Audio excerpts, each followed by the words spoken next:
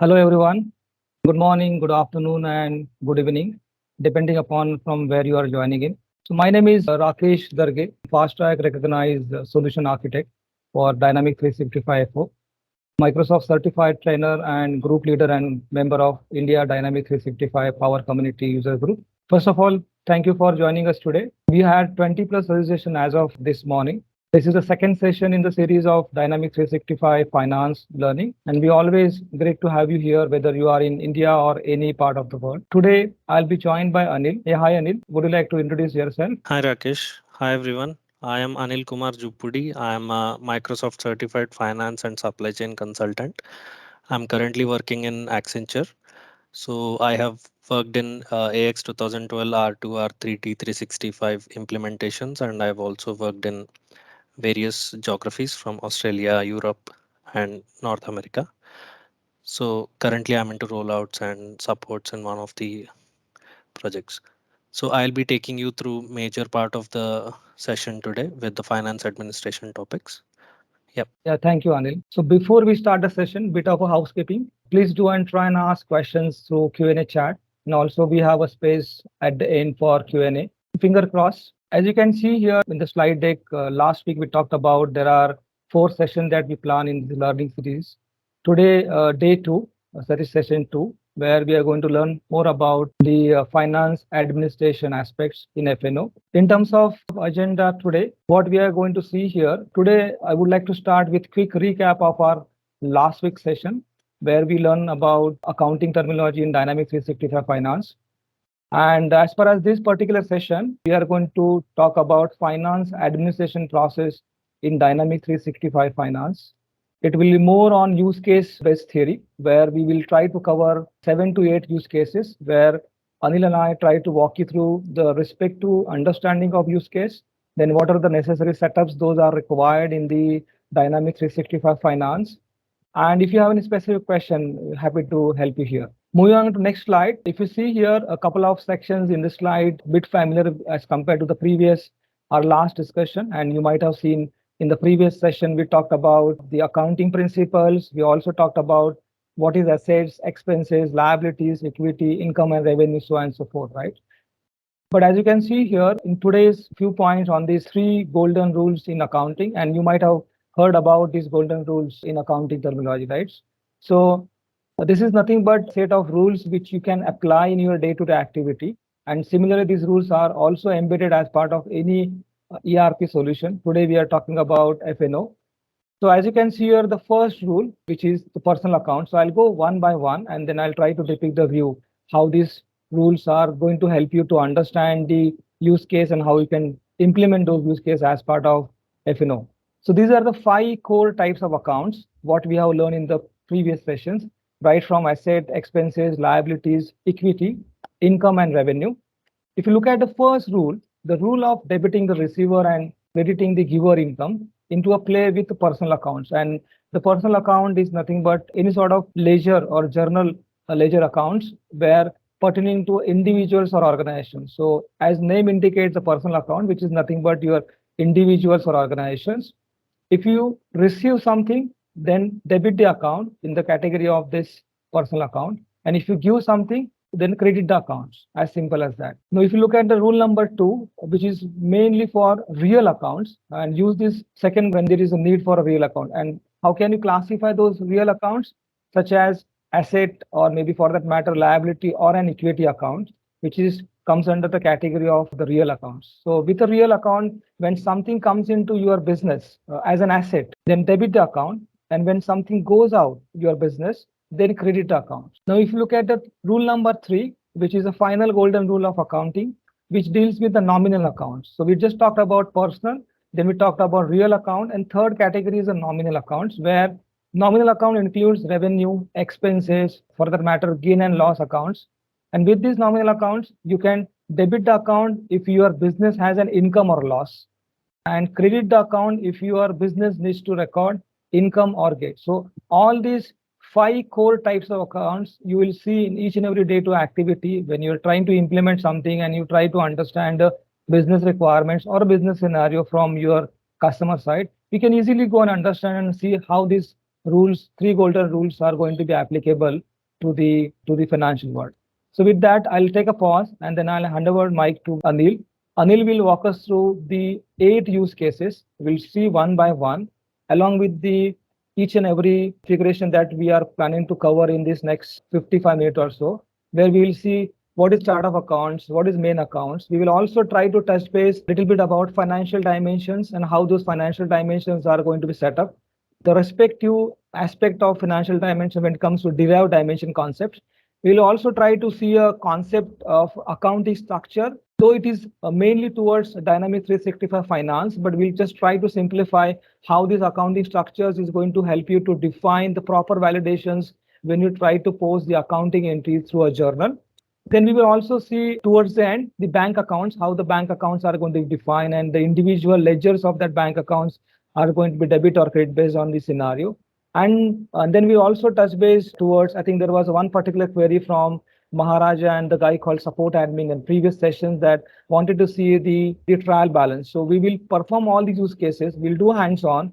We'll understand the journal concept. We understand the ledger and all, and also the voucher. And then we'll see the trial balance, how the all the accounting entries are look like in the trial balance. So with that, I'll now take a pause and I'll hand over mic to Anil. Anil, over to you. Yep. Thank you, Rakesh. So let me share my screen.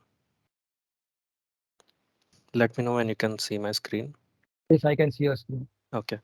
So yeah. So directly let's jump into the topic, everyone. So this is basically the very high level agenda that I'm going to cover. These are the topics and the relevant use cases that we are going to cover on these topics. So I have prepared some sets of topics and the use cases relevant to them. So first we'll, see chart of accounts and the calendar setup and the currency setup, and then we'll see two use cases regarding those setups that we have configured, and then we'll move on to financial dimensions, and we'll see how they are activated, derived dimensions, and what are financial dimension sets. After we are done with these setups and we go through these setups, then we'll cover these two use cases, and next we'll move on to the accounting structure. So how accounting structure basically holds the relation between the main accounts and the financial dimensions, and also what is a voucher, what is a journal, what is balance control, how you can see for the bank accounts when you are dealing with that. So all these setups again we'll see, and what is a ledger form, which is like the heart of the GL module or the legal entity, I would say. We'll cover all this, and then we'll cover two use cases which are relevant covering these topics.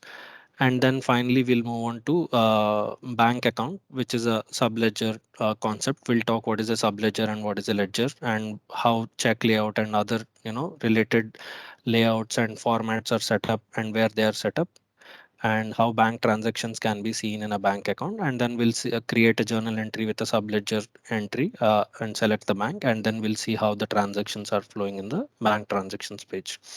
And towards the end we'll go through these basic important reports which every financial organization would require: the trial balance, the financial reports, and the audit trail.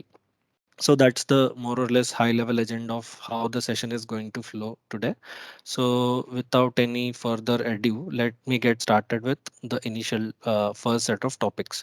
So first two topics we have discussed, I mean, Bharat has covered in very detail last in the last class, last session. So let me just give a quick recap and then create one of chart of accounts and one of main account, and then we'll go into the main other topics. So let me share my D365 screen. Um, okay, sorry. Okay, and let me go to the GL module, chart of accounts, chart of account. So basically, these terms are very loosely used, probably in other context outside of Dynamics 365. Chart of accounts, every main account or a ledger account, we may call that, can also be broadly called as chart of account in an outside world. But in Dynamics finance scenario, the list of all the main accounts that you are using in your organization, in your legal entity, in your legal entity. That entire list is called chart of accounts. So you can have multiple charts of accounts based on how many other legal entities you are using, and you can use one chart of account for multiple legal entities as well. So you can basically at least one chart of account you need to have for the company to have function, and have the main accounts configured. So this is the chart of account. Like I said, it is a chart or the list of all the main accounts that you have.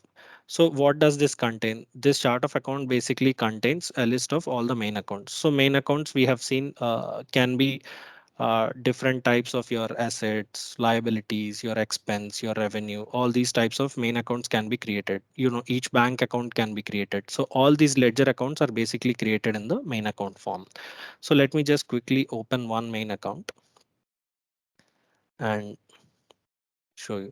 So this was covered at a very high level. So I'll just tell you what are the important or mandatory fields and which are relevant for configuring a basic main account.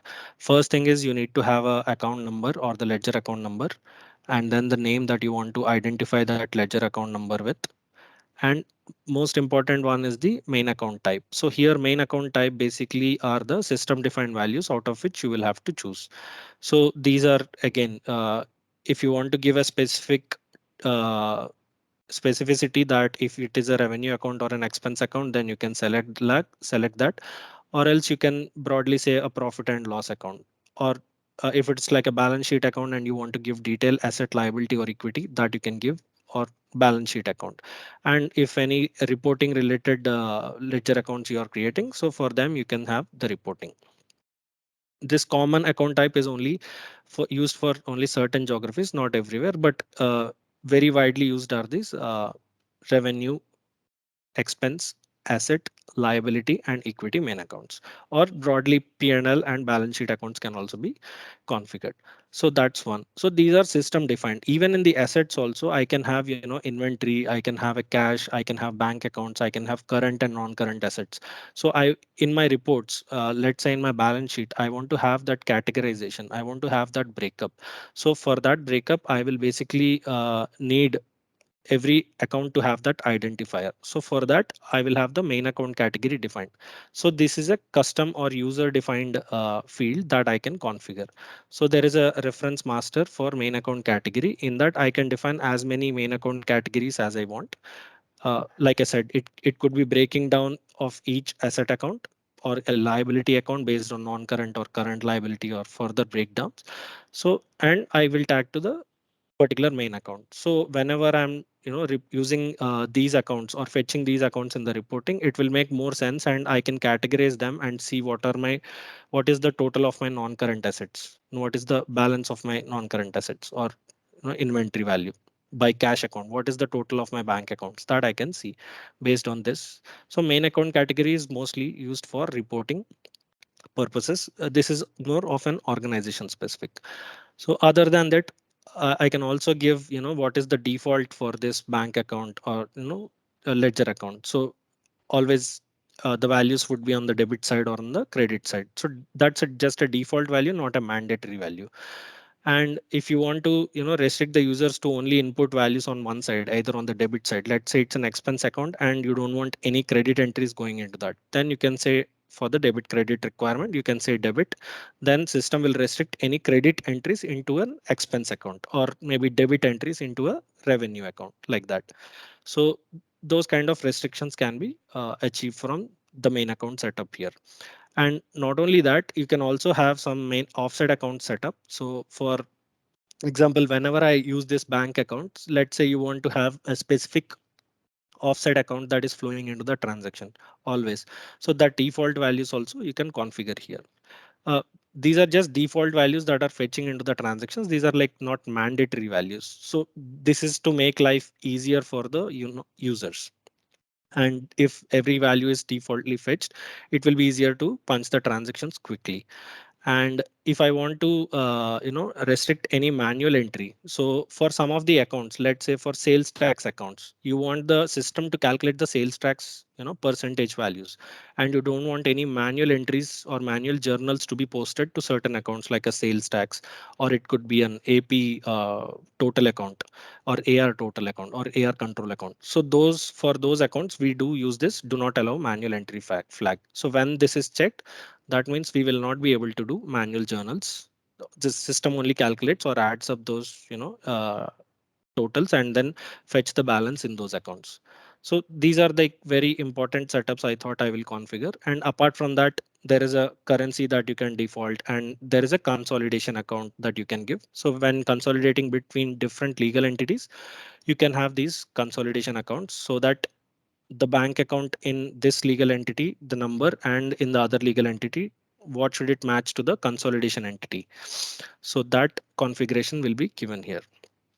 And so that's about the first section, general section. Apart from that, I'll quickly cover two other things. One is this legal entity overrides, which many of you probably might already know.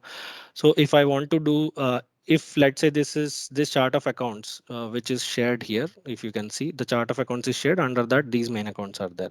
So this chart of accounts is shared across many legal entities, and in those legal entities, this main account I want to suspend in one of the main legal entity.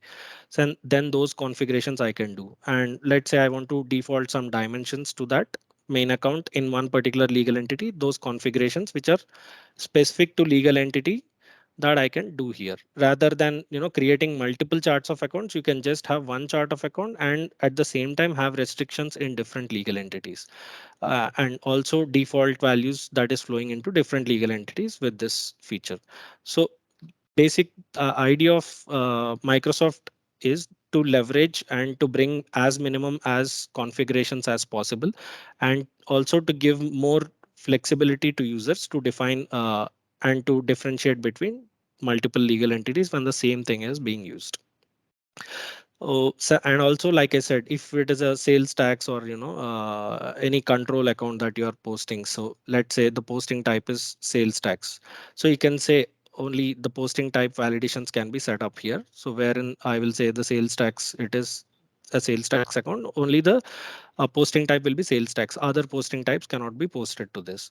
Similarly, for vendor invoice or customer invoice, all that I can define in the posting type here. So that's basically about your main account and your chart of accounts. So let me quickly create one main account. I will say.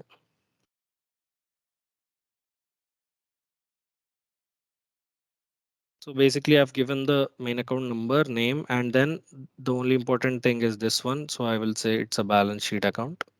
And rest of the things are configurable, as and when whatever is needed, I can configure them.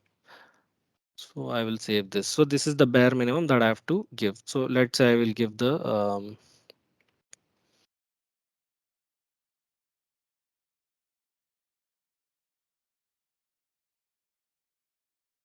one sec.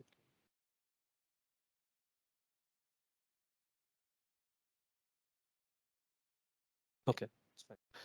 So that's how we'll create the main account. And then similarly, if I have want to create a new chart of account, I can create a new chart of account. Let's say I will call it new COA.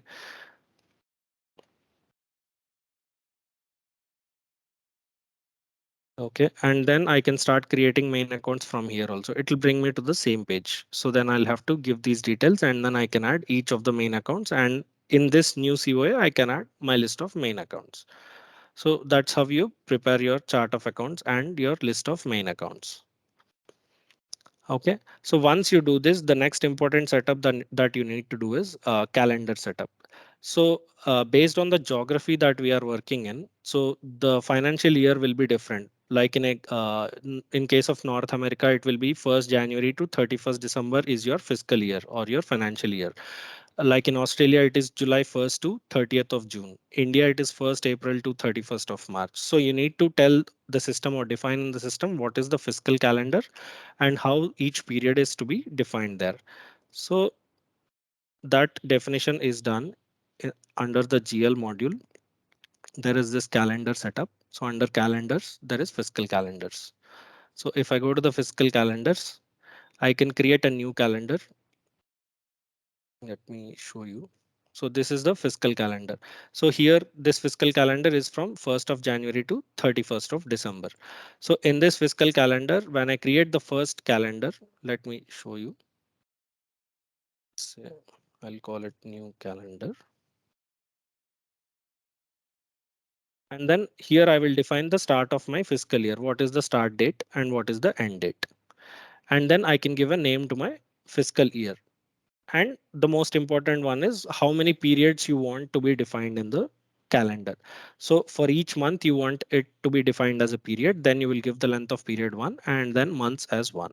And then this new calendar will be created. Okay. So in this, so if you see, based on whatever I have given, all the periods are also created here from 1 to. So apart from period 1 to period 12, there are two more periods that are created, period 0 and period 13. So these are for the opening and closing balances. So when you do a fiscal close from one financial year and then move your balances from one financial year to another, so that's when this period 0 and period 13 come into play. Period 0, this is your opening, and period 13 will be closing, and rest all will be called as with the type operating. So, and if you see 1st January to 31st January, 1st February to 28th February, likewise every month a period is created. So so let's say once you create a calendar, every time you need not create a new calendar. So once you create this, you can click on new. Let's say you arrived at the year 2023, system will automatically populate the start and end dates of the fiscal year, and then you will have to just give the name of the fiscal year, and you can say copy from last fiscal year, and then you can say create. So once you do that, 2023 calendar, fiscal calendar, sorry, new year in that fiscal calendar is also created. So that is about your fiscal calendar.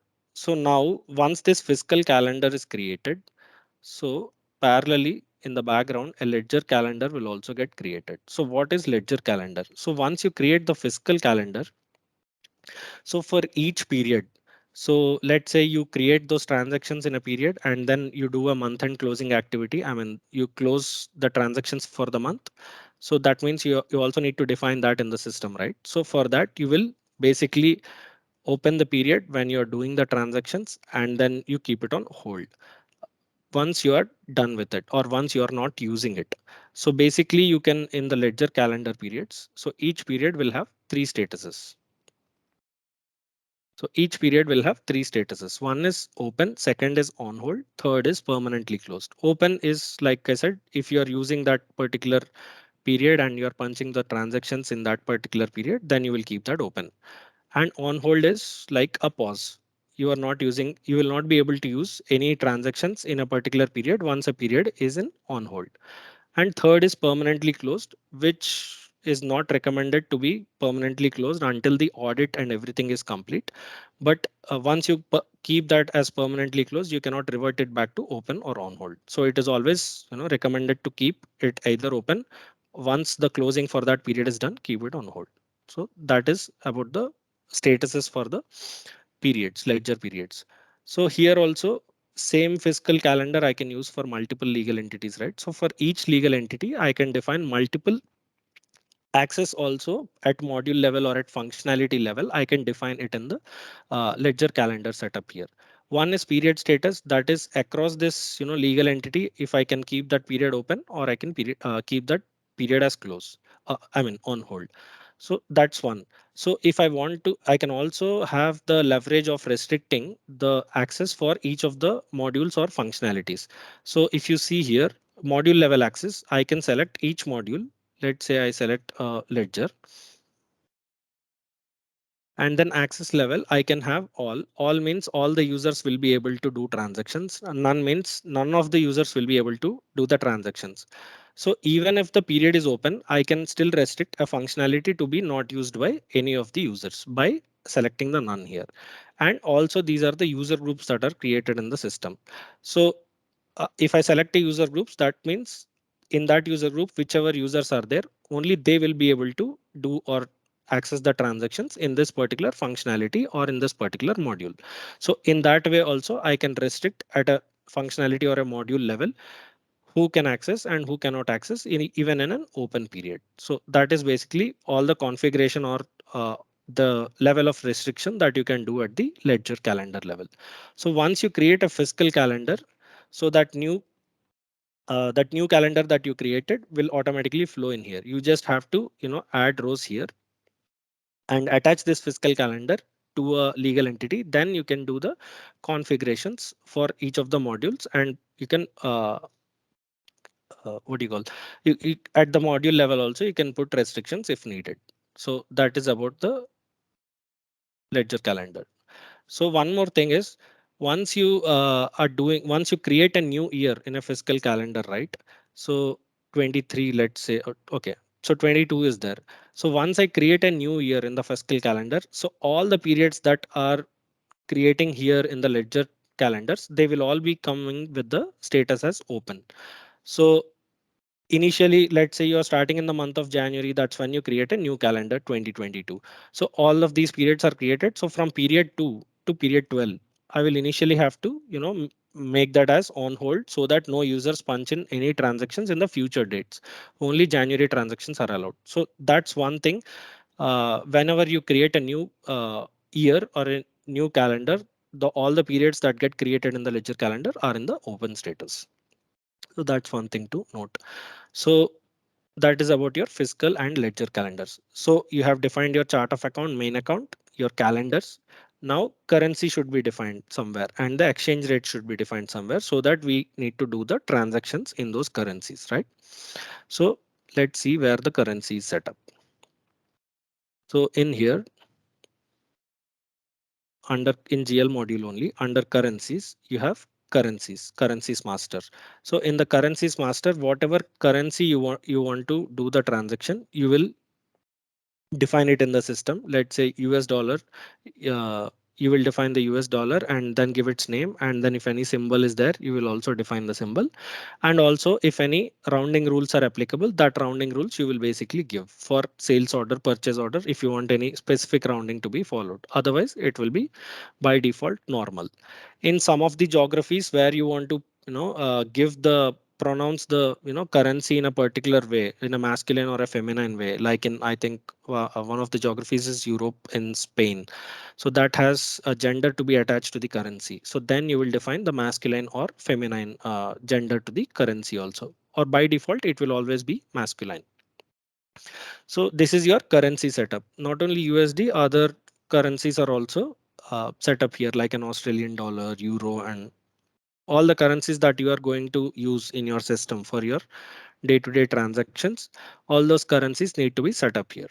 So this is just a currency master, that this currency we are defining in the system that we are going to use. So there should also be a relation between the currencies, right? Let's say your accounting currency. Okay, let me first talk about this particular term: transaction, accounting, and reporting currency. Transaction currency is if you are creating a normal journal transaction. So the currency that you are using in that transaction is basically your transaction currency. And the accounting currencies, for that legal entity, you would be following a specific currency that you want to follow for all the transaction on a wider scale. So that will be your accounting currency. This you will define in the ledger form. So this is specific to the um, entire legal entity. And reporting currency may or may not be same as accounting currency. Let's say you are a very big conglomerate and you are based out in various geographies, and your head office is in let's say Europe, and all your reporting should be in euros at the end of the day. But in your North America legal entity, you will be doing transactions, or your accounting currency will be US dollars. So if for every transaction you will have the reporting currency also defined, so that will be your euro. And all the values, that reports that you give in the reporting currency, the euro values can also be fetched in the reports with the help of reporting currency. So that's basically the difference between your transaction, accounting, and reporting currency. So once we have this currency set up, now you know what these different transaction, accounting, and reporting currencies are. There should also be a relation between what is the exchange rate between two different currencies. And till what point of time. So that exchange rate has to be defined in the system. So under currencies only you have exchange rate, currency exchange rates master. So between two currencies, let's say US dollar and GBP, pound, or US dollar and euro. So for each of the pair, I will have to define the currency exchange rate that is relevant, and I will also can specify a to and from date. So in this date range, so the exchange rate that is prevalent for the conversion between these two is 73, and for GBP it could be something else. So every time with dates also this values keeps changing depending on your organization policy. You will import these exchange rates into your system. It could be daily for some, let's say if the client is into a gold business or something, the exchange rate is relevant every day. And if it is like a normal any other business, there could be scenarios where monthly average can also be taken and that can be inputted here. So basically the exchange rate is maintained between currencies here. So it is always, let's say you're dealing with multiple currencies, so many currencies. So the conversion or from and to currency combinations for each and every currency to and fro cannot be maintained always. So for that there is a concept of triangulation. So triangulation means basically you will have uh, US dollar and a euro.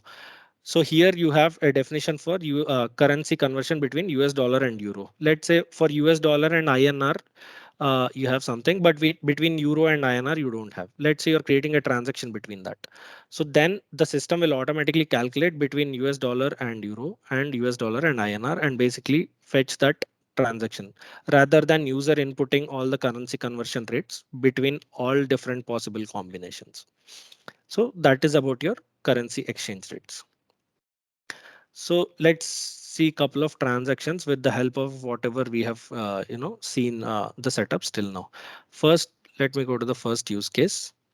So first use case is basically a simple journal where transaction currency is US dollars and the client employee has spent 300 euros for a client travel visit.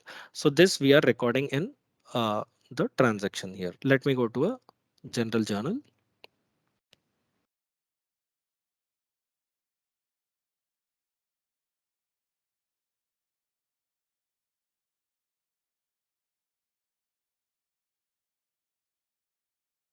Okay. So it is travel expense and between the bank account.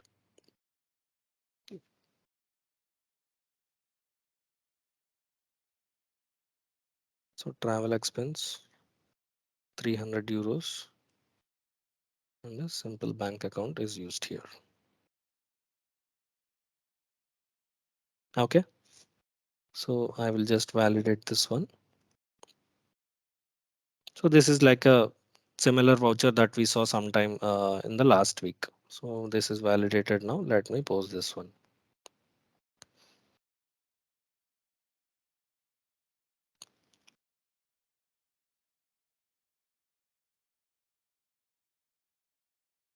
Okay. That's your first use case where normal an expense transaction happened and you are recording that. So let me now first show you if the calendar is not open, how the transaction is being restricted. So let me now first go back to the, so currently we are in month 4. So I will go back to the, just a second, ledgers, calendar, fiscal, period 4 for USMF. Let me keep this on hold. Okay, for USMF period 4, I've kept it on hold. Now let me try creating one transaction.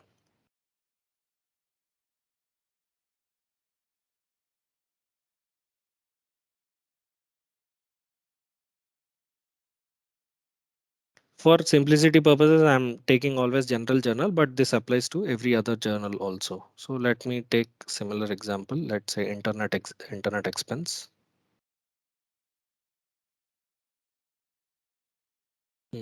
And let's say it's some $500 and we are paying through, it's a bank account.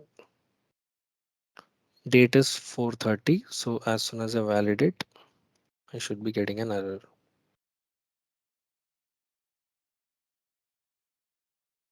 Okay, so if I go to the message details, it will give me fiscal period is not open. So your ledger calendar configuration is important here in restricting the users and giving them access on when they can post and which all modules they can post it. So that's your second use case basically. Now going back, so let's see the next set of topics which are there. So we have talked about all these currencies, exchange rates, and also main accounts. Now, the next topic is financial dimensions. So, in the financial dimensions, right? So, financial dimensions could be uh, your department, your business unit, your cost center. So, anything which gives more detail to your main account when attached and looked together along with the main account, anything which gives more detail to your main account uh, can be broadly classified as financial dimension. In fact, only those to reduce the size of the chart of accounts, we have in Dynamics, we have this concept of financial dimensions. For example, look at it this way. Let's say you have telephone expenses account and you have 10 departments. Let's say finance department, HR department in your organization, finance, HR, some sports department, some other so and so forth departments you have. So if you want to record telephone expenses for each of these departments, ideally in every other ERP, you may be, creating 10 different main accounts, telephone expenses, HR department, telephone expenses, finance department, like that 10 different chart of main accounts you will be creating. So but in Dynamics you can have one single telephone expense and then you will have a financial dimension called a department. So in that department your finance, sports, HR, all these will be department values. So with that we will have the leverage and flexibility to plug these financial dimensions along with multiple main accounts, and when clubbed and used together in transactions they make more meaning. And with that we can also have a minimal amount of setup in terms of setup and master data. So that's basically your financial dimensions. So financial dimensions basically can be two types in Dynamics. One is your entity backed dimensions, second is custom dimensions. Custom dimensions, first I'll talk about this. Custom dimensions basically are which are pertaining which are specific to the legal entity or the organization or the client organization. Let's say the business units that they are creating, they are only specific to that particular organization. So um, let's say cost centers can also be specific to that particular business. But there could be also entity backed dimensions, like your vendor master could be a dimension, your legal entity could be a dimension, and a department could be a dimension. These are entity backed dimensions because these are all defined as masters, or this master data is recorded elsewhere as masters in D365, and those dimensions or those values are flowing into the financial dimensions as the dimension values. So that's basically your entity backed and custom dimensions. Let me quickly go back to the screen and show you the financial dimensions here. Chart of accounts, dimensions, financial dimensions. So basically you can have any number of financial dimensions. These financial dimensions are common across your legal entities. Let's say, let me take an example of a cost center or a department. So department in the organization org admin. So we have departments master that is already there. So if you define your departments there, from there the financial dimension values also will flow here. So this financial dimension department can be used with any other main account and tagged with it, and makes more sense when used.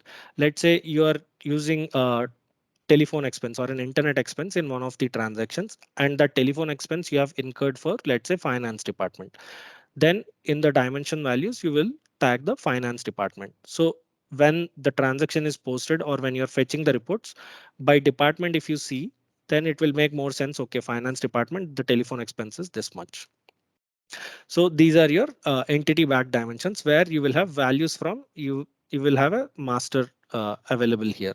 Let's say customer, also customer master is there, and similarly you have legal entity as well. So all those are custom sorry, entity backed dimensions. um, okay, say something like which is specific to only your company, let's say primary or some xyz financial dimension. So for all those custom dimensions we will be we need to, when I say new, I need to basically first define here whether it's a custom dimension or an entity backed dimension. So what are the entities available? They are all available here. So that could be chosen from this list. So let me create a custom dimension. Let me call it test demo. And once this is the financial dimension, each dimension can have multiple financial dimension values. Okay, it does not take spaces. Each dimension can have multiple financial dimension values. So I can define n number of values. Let's say 001. This is 1. I can have so many values in financial dimension. So and I can also have activating I mean have them activated for a certain period of time. If I want them suspended, I can do that. And as I said, financial dimensions are common across legal entities. So once you want a financial dimension value to be available on only in a certain legal entity, you can achieve that through legal entity overrides. So that section is also available here. So so this is just creation of the financial dimension. So when you create it, it will be in the state of inactive. So you have to put the system in maintenance mode to activate this financial dimension. Then only this will start flowing into your transactions, or to be applied in other configurations like accounting structures or anywhere else for us to be using this. So activating this is important before we do any sort of transaction or configuration along with the financial dimensions. So coming back, so that's about activation and also entity backed and custom dimensions. Now let's see what is a derived dimension. Let me go back to that financial dimension screen.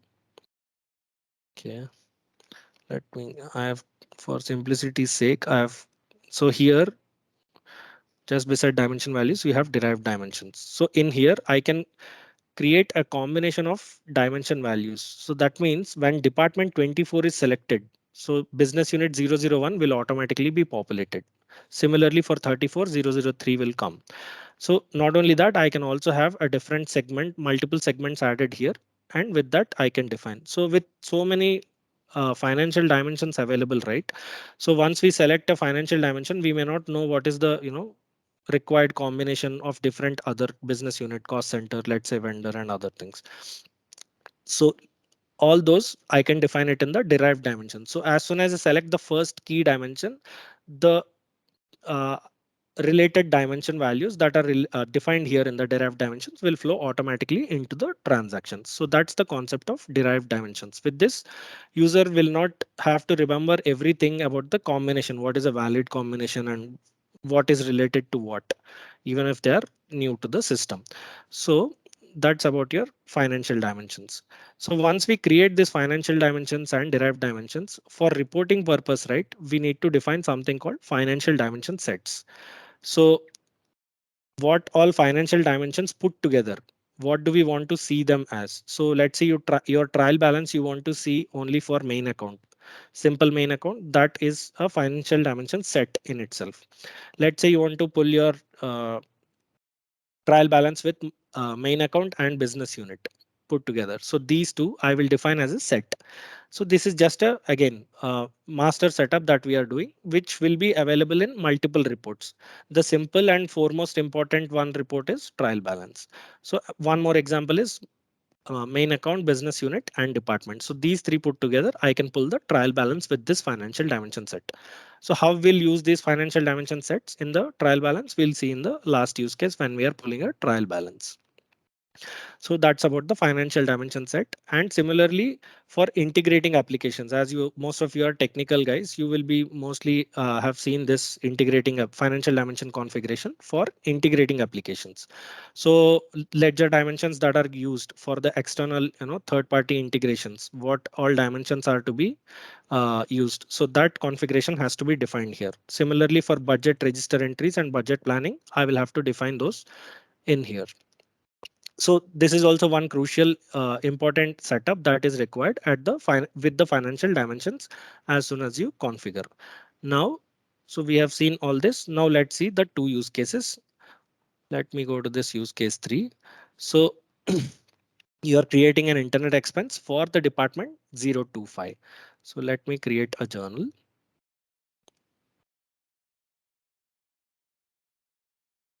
Okay, before that,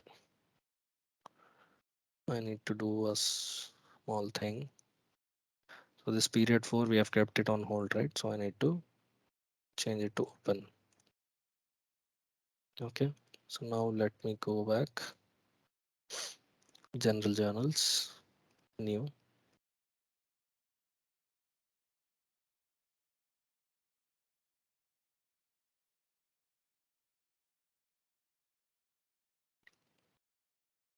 So internet expense for department 25, IT department. So how much is that? So $300 amount. Let me put the $300. And how is it paid? It's paid through cash. Let me put that cash account here. So one thing, if you notice, the moment I give the dimension here and select a main account here, the same dimension will be defaulted here. You can go ahead and change it. It is just a default value that is coming on the offset account as well. So I'll just simulate post, and then let's post this one. So when you see this particular transaction with the financial dimension set involving a department, right? This makes more sense. Okay, this internet expense or this particular expense has happened for this department or with this department. So that's how the dimensions make sense. We'll see that in the trial balance when we go through that. So that's how you use basically your financial dimensions in the main accounts along with the main accounts in the journals. So next is the concept of derived dimensions. So I have defined a derived dimension of 34 and 03, right? So let me just illustrate that example as well in this use case. So if I create a new journal,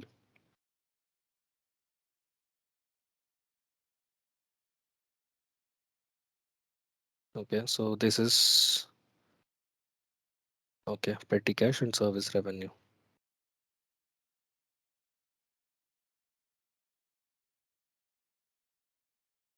How much? 1500 is received. Okay, so what are the dimensions? Department 034 is used. Okay, so let me, as soon as I enter 034, so see, the moment I entered 034, business unit 003 automatically defaulted. So that's the concept of derived dimensions. So the user may not remember everything in terms of what is the valid combination. The derived dimensions will fetch them automatically. In here, the petty cash. So here the same set of derived dimensions also populated here. So now I will validate this and post this one.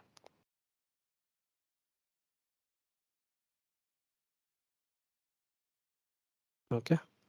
So these are basically the application of your using dimensions and derived dimensions in the journals. Let's move on to the next set of topics: accounting structure, ledger form, and journal names. So so now we have seen the main account and we have seen the financial dimensions. So accounting structure is the place which holds which holds the information related to both of these and also the valid combinations for each main account and the valid financial dimensions. For example, let's say you have a balance sheet account and you want to use only certain dimensions with those balance sheet accounts, and for P&L accounts you want to use another set of dimensions. Let's say department you want to use only with the balance sheet account, and let's say business unit you want to use with the P&L account.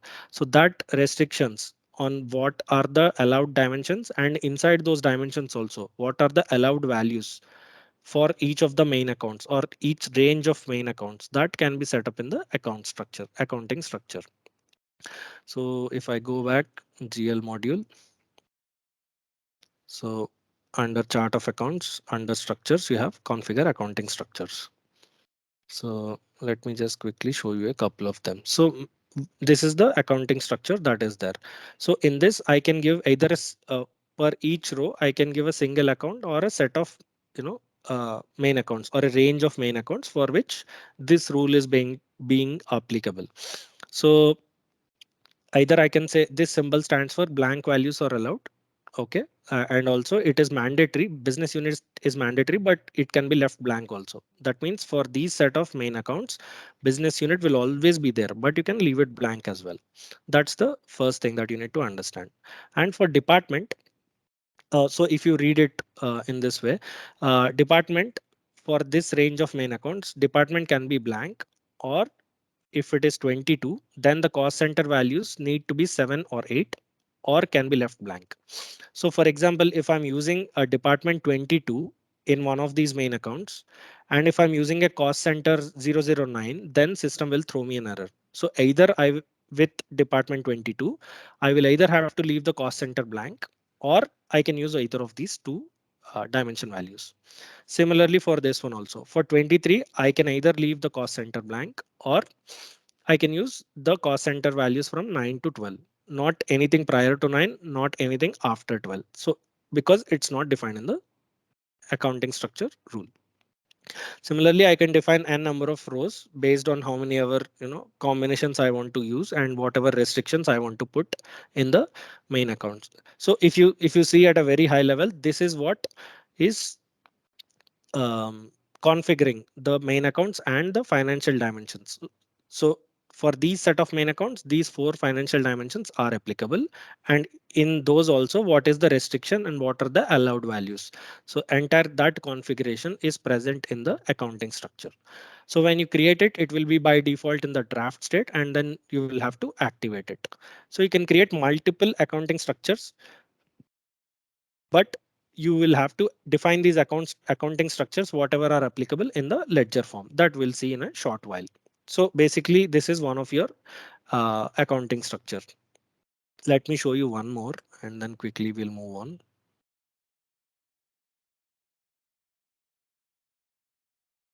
Maybe. Okay. So this is another accounting structure. So for this range of accounts, these are the business unit acceptable values. Some 5 and 6 is allowed, and then 00078 is allowed. So with this combination, I can use only these departments, or I should leave it blank. And with this combination, I will use this range 15 to 21 or 86. So like that, I can have different set of account structures configured. So here, if you see, other than business unit, department, cost center, and item group, we have something called retail channel, terminal, and worker also. So for each accounting structure, you can have different dimensions, and in each dimension, the allowed values can be configured here. So that is the basic functionality of accounting structures. So now we'll go to the ledger form quickly. So we have seen all these. So all the concepts that we have put together, configured together till now, are all centrally configured in one place. And like I said, this is the heart of the GL module, or heart of the legal entity. So chart of accounts, which you are going to use for this particular legal entity, that you will define. You'll name the chart of account, and then you'll give the fiscal calendar here. And you must have created multiple chart accounting structures. So what all accounting structures are going to be applied to this legal entity with this main account? So that accounting structures you will configure here. And also you'll give your accounting currency, reporting currency, and your exchange rate types. Apart from this, you will also give the currency revaluation accounts. So when you're doing a foreign currency transactions, right, you will have unrealized gain loss, realized gain and loss. So to which accounts does the system has to post them, so that for the posting those automatic transactions, right? So currency revaluation accounts are needed here as setup. So basically your chart of accounts, financial dimensions, calendar, currency, everything is captured directly or indirectly in this form. So this is like the heart, like I said, important configuration before you create any transaction in a legal entity. So that's about your ledger form. Next, let me quickly go to the journal names as well. So in the journal names, like we were using general journal till now, apart from general journal is basically your journal type daily. So for different purposes, you can create different journal names. Let's say for fixed asset transactions, you can say post fixed assets. For invoice transactions, vendor invoice recording, that you can say. And for each of those AP invoice, if I say vendor invoice recording, it is there. So based on each journal type, you can define a journal name and use it for a different purpose. For AP transaction, AP invoices, you will use it. For AP payments, you might have a different journal name altogether. So based on the purpose that you are doing, we will create different journal names. In the journal names, few important things I'll quickly cover. If you want to set up any approval workflow or approval hierarchy, that section is here. You can attach a workflow and then to the journal name. And also you will, the mandatory thing is you will have to give a voucher series. So in that journal, whatever vouchers are getting created, so for that the voucher series has to be defined in here.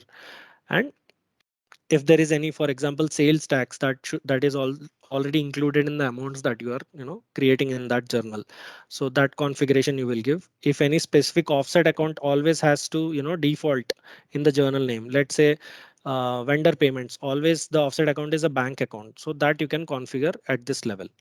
And apart from this, there is one important thing is posting layer. So I will connect this one at towards the end when we are talking more about trial balance. So but understand it, all our regular transactions are posted to current posting layer. So other than current posting layer, there are other different posting layers also available. Tax posting layer and 7 other custom posting layers that are uh, available for us to configure if need be. So when following different reporting standards and you want to maintain different books, then you will use different posting layers. But other than that, you will mostly be using current operating and tax posting layers. So that setup also can be done here. So apart from this, for the journal names, you can say who will be able to post, or posting restrictions can be placed by specific users or by specific user group.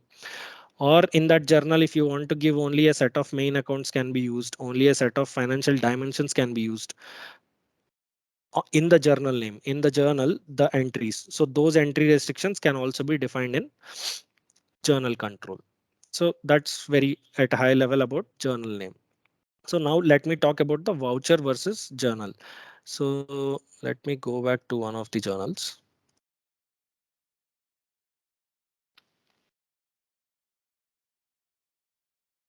So if I go to the journals, so this is the voucher number. So this entire thing that you see, this is the journal number, or this is the entire journal that we are creating here.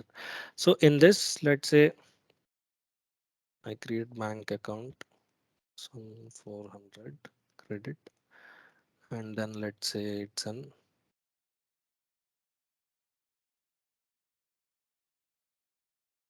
internet expense. So this is one voucher inside the journal. If I create a new, so here the new voucher number is come. So once this voucher is balanced, this details for this first voucher is captured, it will bring a new voucher number here. I can give a new account detail again here. So with this, I will say 400, and I will say some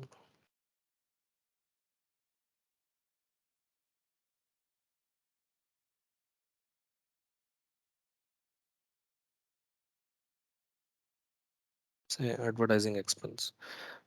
So individual one is called a voucher. So each line or each set of transaction inside a journal which balances the net debit and net credit, that is called a voucher. And the entire thing is called journal. So here if you can see, if the line selected here, that's the if I may put this as, let's say, 500 for simplicity purposes. So this line is selected. So now the voucher is for 500 and the total journal balance is 900. So that's basically the difference between your voucher and journal in D365 terminology. So, and then balance control. So when you're dealing with bank accounts, right? So before posting any transaction, you would want to know what is the balance in the particular bank account, and after posting this transaction, what will be the impact. So before you post this transaction, you can go to the inquiries and then click on balance control. So once you click on balance control, so all the bank accounts that are there, their balances will be populated here. So after journal, so I'm using, since I'm using this bank account, oh sorry, if I'm using that bank account, so what is the transaction amount, and after you post the journal, what will be the impact. So that balance control will give us the information. So here I'm just using directly ledger account. If I'm using a bank account and then using a USMF that account, and then I can see in the balance control. So that's basically my balance control, which is available in the inquiry. So let me go to the use cases. I know we are little overboard. I would need some more time, maybe 10 minutes more. Just bear with me so that we cover few more topics. So this accounting structure example, let us just first see. So it is saying department 22, and let me just see 4. So if I use department 22, and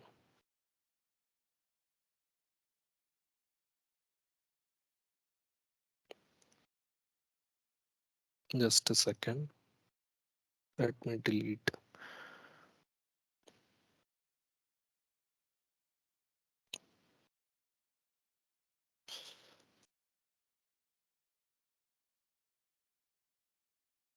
Let me create a new journal so that that remains for one more example.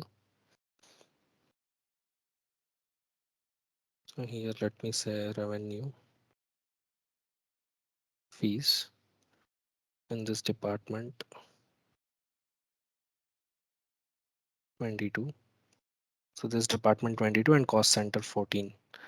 Let's say I give cost center. So the moment I give a wrong combination, which is not allowed in the accounting structure, right? So this will give me a error here. It's not allowed in this combination. So that's basically, accounting structure coming into play. And so multi-voucher, we have already seen how we can create multiple vouchers in a single journal. So that's basically your use case 6 in the previous example. So let me go back. So this covers the entire topic and those two use cases, multi-voucher journal.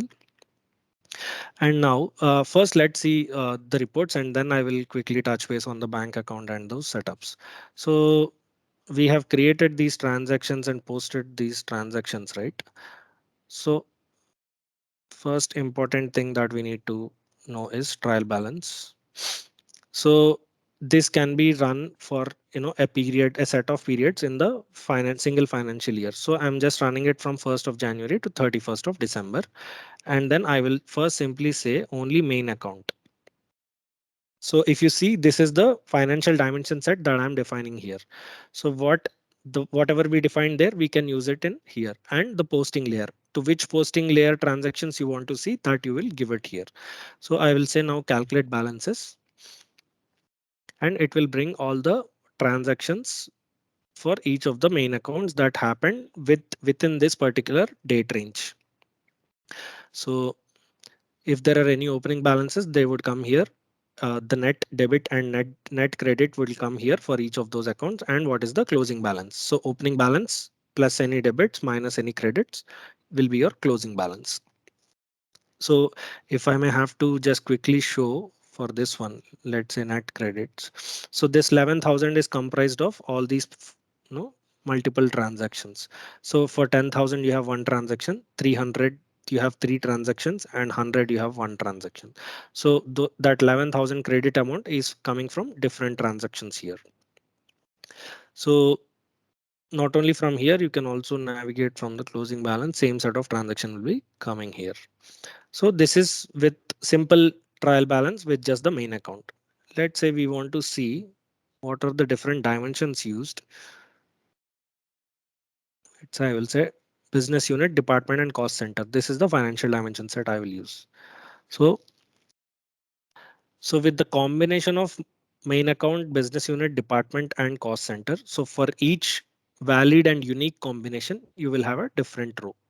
So let's say for this account only. So only 110180 when used without any of these. So these are the set of transactions. So 110180, this bank account is used in with this combination, and then this is the net transaction that happened, and along with only department. So for each unique combination which you can create, those will be populated here, which you have used in the transaction, and by that combination you can see what is the transaction and what is the total for each of them. So you can always drill down and go into the transactions. What is the contributing transactions for that particular amount? So this is basically your trial balance. So needless to say, your trial balance will always balance. Your net debits will be equal to net credits and the balance will be zero.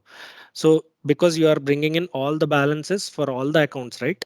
So since we are following a double entry bookkeeping, so we will always have two accounts, one on the account side, one on the account side, offset account side, or multiple accounts on the account side and multiple on the offset account side. But the amounts will always tally. So since they tally at every transaction level, at a summary level, at all accounts put together, also your net debits and net credits will always tally. So trial balance will always the net balance will be net debits and credits will be summed up and the balance will be zero here. So that's about your first balance sheet. So other than the balance sheet, if you want to go for any other financial reports, there are some standard reports which are through defined and can be customized through a management reporter, that you can use the existing ones which Microsoft has given and also make changes based on the main accounts that the customer is using. So here not only the trial balance but the balance sheet, income statement, cash flow, and your budgeting reports like actual versus budget. So all these reports can be pulled up here based on different uh, different dates. So all those will be saved and can be retrieved from this space. So I'll just pull one simple one. Let me say generate a reporting date. Say okay. So this will trigger a batch, and when the batch runs, this will bring a report here. So the definition and all will be in the management reporter or the financial reporter, which is recently called as financial reporter. So from there, you're getting these reports.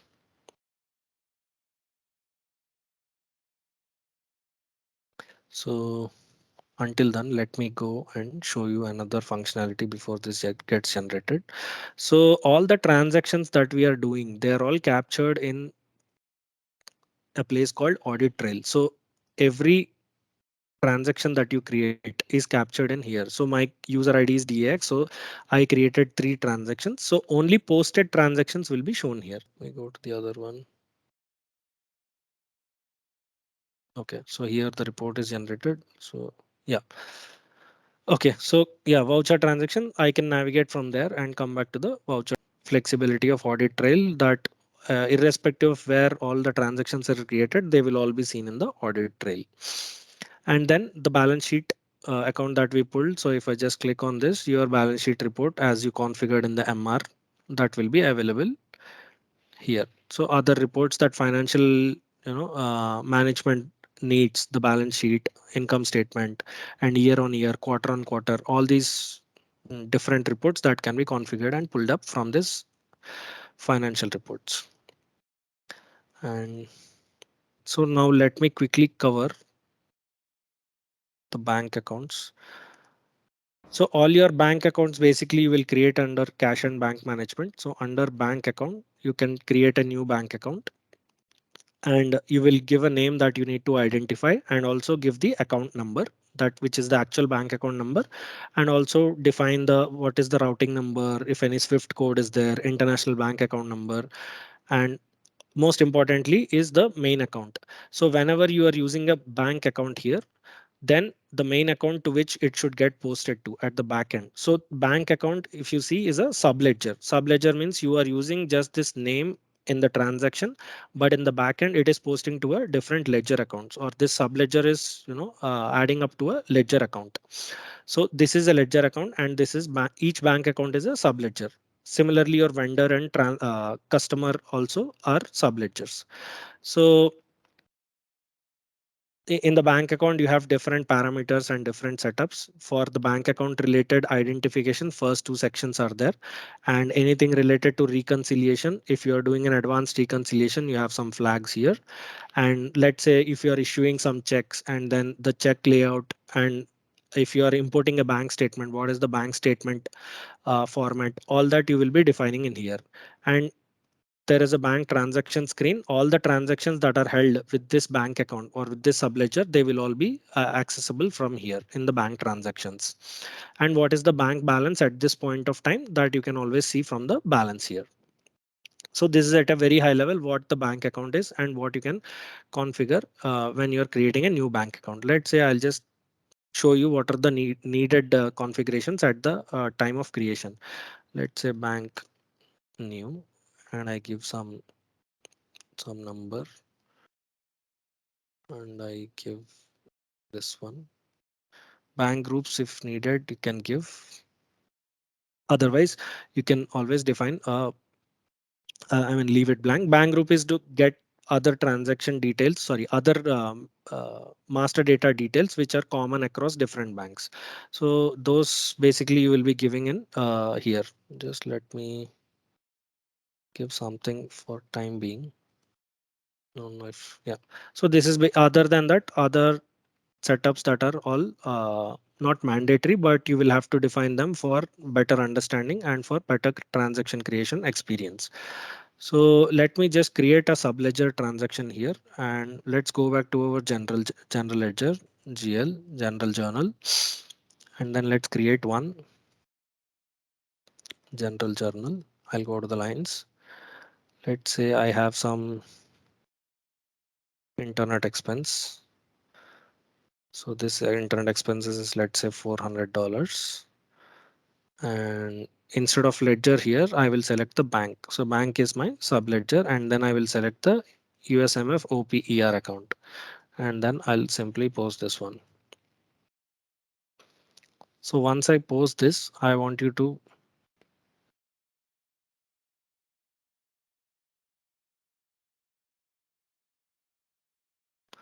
now let's pay attention to the voucher. Now the transaction got posted. Since even though I selected the account as USMF OPER and bank, so the actual ledger posting happened to this particular account.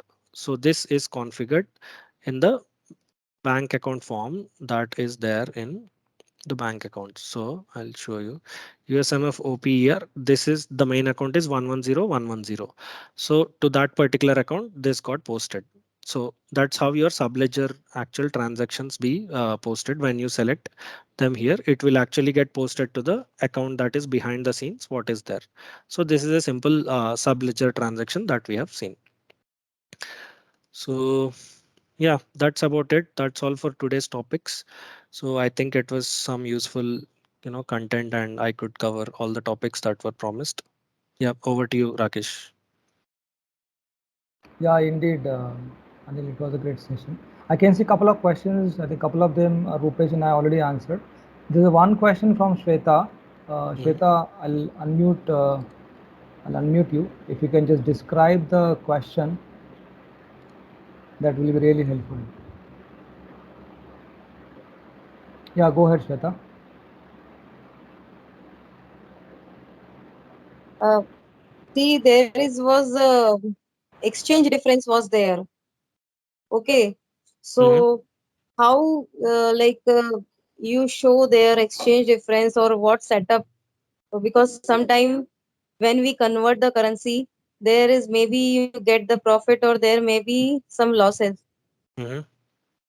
Okay, so how it is deal there? Okay. Okay, in the financial statement, how it is Mhm. the deal there? I know that where it will go, like if it is profit, it will go into the profit and loss credit side. When it is in loss, then it will go into the debit side. Mhm. But I want to know the system point of view. So, as a month-end closing activity, if you're dealing with your foreign currency transactions, right, at the end of the month, as a part of your closing activities, you will also run foreign currency revaluation for different modules like AP, AR, and bank and GL modules. So, whichever module you have created those transactions, right, you will run a foreign currency revaluation. So, your net profit or loss can be, summed up, and that will be posted to a particular account at that point. So I've not covered that in detail, but foreign currency revaluation can be done at a module level, and that will be posted basically to your ledger account, I mean your realized gain or loss account at that particular. For some organizations, this could be like a monthly activity. Some organizations may do it at quarterly activity, depending on what is relevant for them. Just to add, could be realized or it could be unrealized gain and loss as Yeah, well, right? yeah. So the setups I think I showed very briefly in the ledger form that in the ledger form they are there, and also other setups that you need to do is in the posting setup. You have some automatic transactions. So if you are posting any